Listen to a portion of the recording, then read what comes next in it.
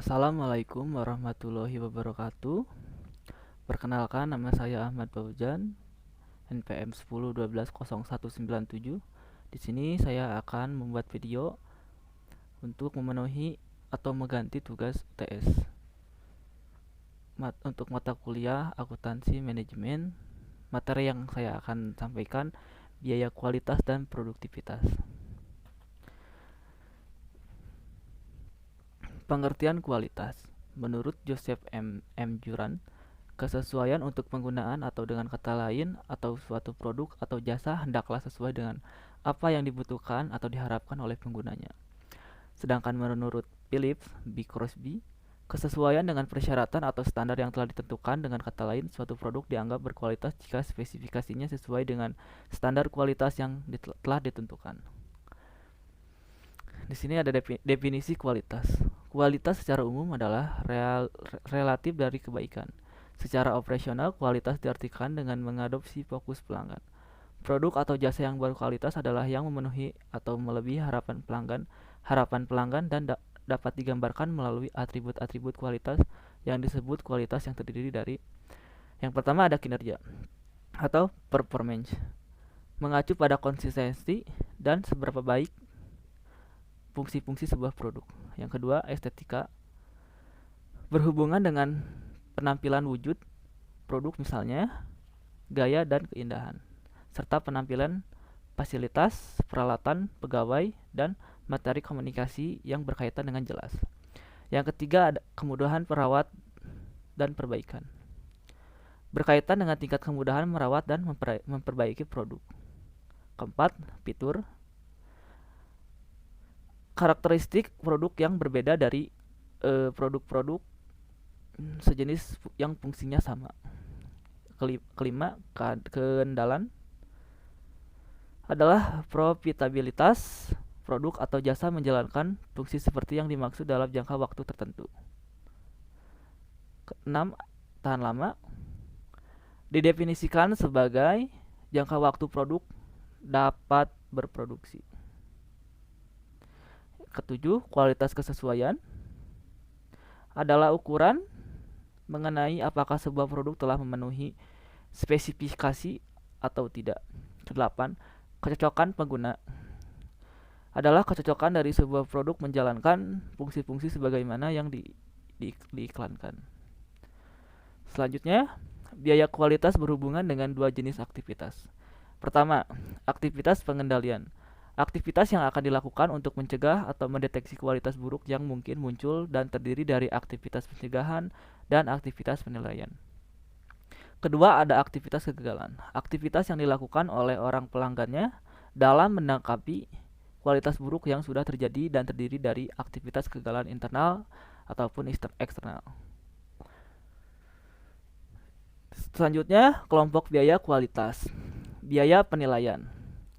Biaya penilaian adalah biaya yang terjadi untuk menentukan apakah produk atau jasa sesuai dengan spesifikasi yang diinginkan atau sesuai dengan kebutuhan pelanggan.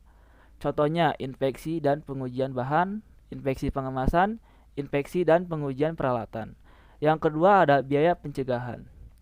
Biaya pencegahan adalah biaya yang terjadi untuk mencegah timbulnya kualitas yang buruk dalam barang atau jasa yang dihasilkan. Contohnya, perencanaan kualitas, pelapor kualitas, pemilihan dan evaluasi pemasok, ataupun program pelatihan kualitas. Ketiga, biaya kegagalan internal. Biaya kegagalan internal adalah biaya yang terjadi jika produk dan jasa tidak sesuai dengan spesifikasi atau kebutuhan pelanggan. Dan hal ini diketahui sebelum produk dikirimkan kepada pihak di luar perusahaan. Biaya ini biasanya tidak akan muncul jika tidak ada kerusakan atau cacat pada sebuah produk. Contohnya, bahan sisa, pengerjaan ulang, inspeksi ulang, pengujian ulang, perubahan desain. Keempat, ada biaya kegagalan eksternal. Biaya kegagalan eksternal adalah biaya yang terjadi jika barang dan jasa gagal atau tidak sesuai dengan spesifikasi atau memuaskan pelanggan setelah produk dan jasa tersebut sampai di tangan pelanggan. Contohnya, biaya penarikan produk, racun, ketidakpuasan pelanggan, atau hilangnya pangsa pasar. Selanjutnya, mengukur biaya kualitas. Biaya kualitas bisa juga diklasifikasikan sebagai biaya yang dapat diamati atau tersembunyi. Biaya kualitas yang dapat diamati, observable quality cost, adalah biaya-biaya yang terjadi untuk dapat diperoleh dari catatan akuntansi perusahaan. Biaya kualitas yang tersembunyi, hidden cost, adalah biaya kesempatan atau oportunitas yang terjadi karena kualitas yang buruk. Biasanya oportunitas tidak disajikan dalam catatan akuntansi. Sebagai contoh, dalam uraian tersebut, dengan pengecualian pada biaya kehilangan penjualan, biaya ketidakpuasan pelanggan, dan biaya kehilangan pangsa pasar. Semuanya biaya kualitas dapat diamati dan seharusnya tersedia dalam catatan akuntansi. Dapat diperhatikan juga bahwa biaya-biaya yang tersembunyi bisa menjadi signifikan sehingga seharusnya diestimasi. Selanjutnya, metode untuk mengestimasi biaya kualitas yang tersembunyi. Yang pertama ada metode multiplier, adalah mengasumsikan bahwa biaya kegagalan total merupakan perkalian dari beberapa biaya kegagalan. Kedua, metode penelitian pasar, menggunakan metode penelitian pasar yang formal untuk menilai pengaruh kualitas yang rendah terhadap penjualan dan pangsa pasar, misal melalui survei pelanggan dengan cara tenaga penjualan perusahaan.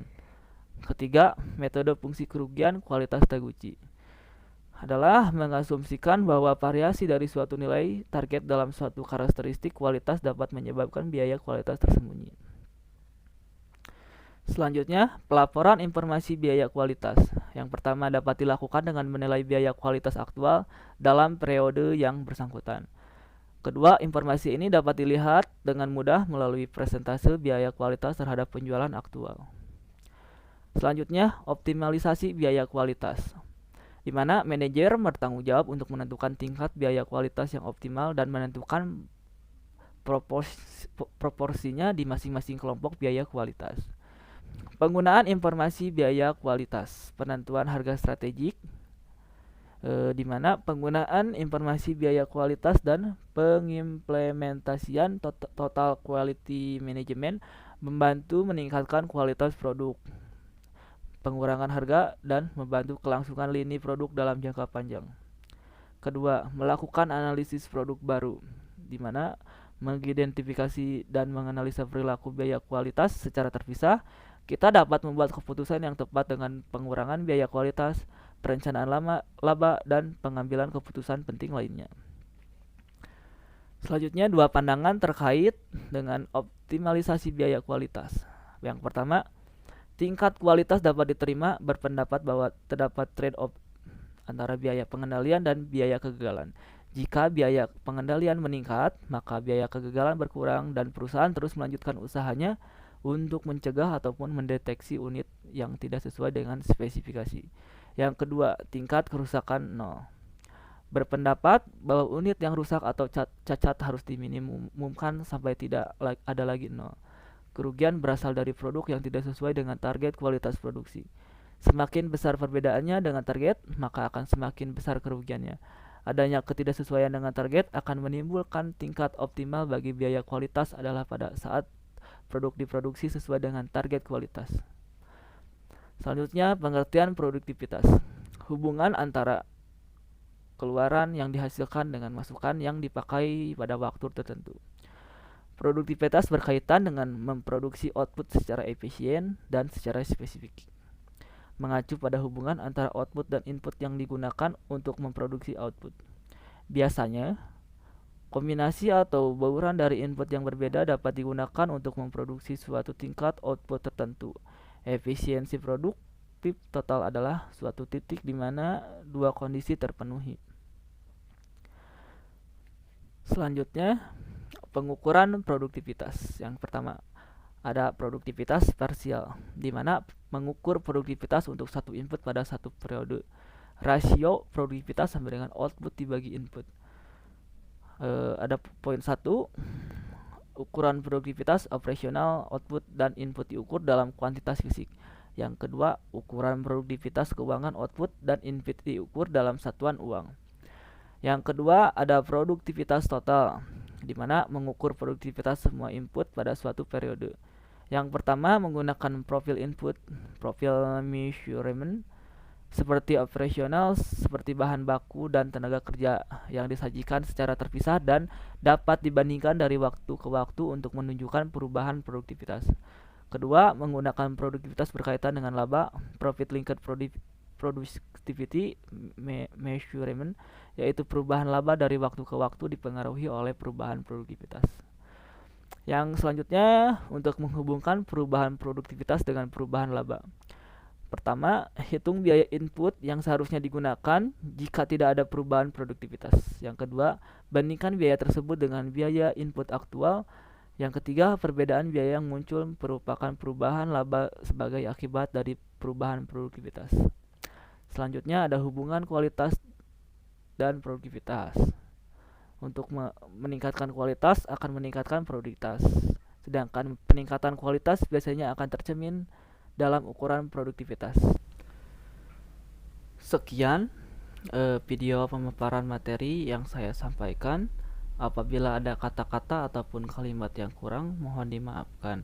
Wassalamualaikum warahmatullahi wabarakatuh.